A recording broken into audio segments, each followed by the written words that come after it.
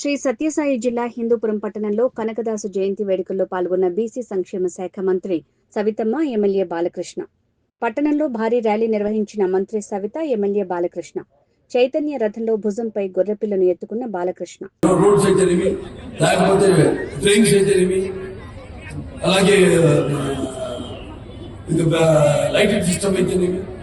వీటన్నిటి కూడా ఏమేమి ఎక్కడెక్కడ ఏమేమి ఉన్నాయో అన్ని కూడా ఇప్పటికే చాలా చేసేసాం. మనం ఇంకా ముందు ముందు పరిశ్రమలు రాబోతున్నాయి. ఇక్కడ జనాభా పెరగబోతుంది.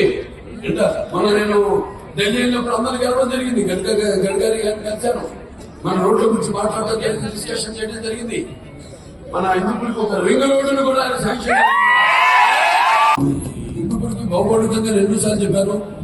ఎంతో అభివృద్ధి చెందే అవకాశం ఉంది. అవకాశం కాదు, జరిగి తిరగండి. ఇటువైపు మొగ్గు చూపిస్తున్నారు. ఎందుకంటే మనకున్న ఏదైతే ఇంటర్నేషనల్ ఎయిర్పోర్ట్ భౌగోళికంగా ఇవన్నీ మనకి కలిసి రావడం, అలాగే నాన్నగారు ఆనాడు పారిశ్రామిక వాడు స్థాపించడం ముందు చూపుతాం. అలాగే ఇక్కడ బెంగళూరు ఇంటర్నేషనల్ ఎయిర్పోర్ట్ వస్తుందండి.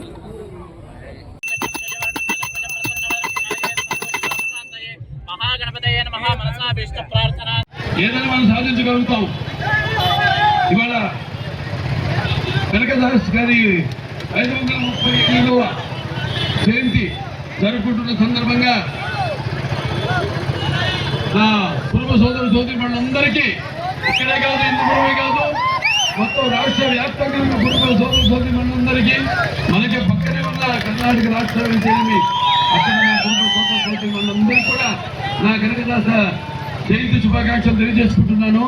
యోధుడు, అలాగే రాజకీయ చాళుక్యుడు, తన పుస్తకాల ద్వారా, కవిత్వాల ద్వారా ప్రజల్లో ఒక సామాజిక స్ఫూర్తి తీసుకొచ్చి సామాజిక చైతన్యం తీసుకొచ్చిన మహానుభావుడు మన కనకదాస యోధుడు.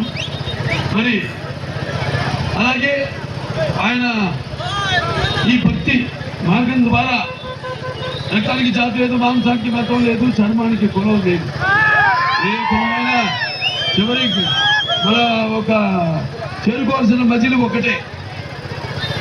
ఇవాళ మరి నాడు మన హిందూపూర్కి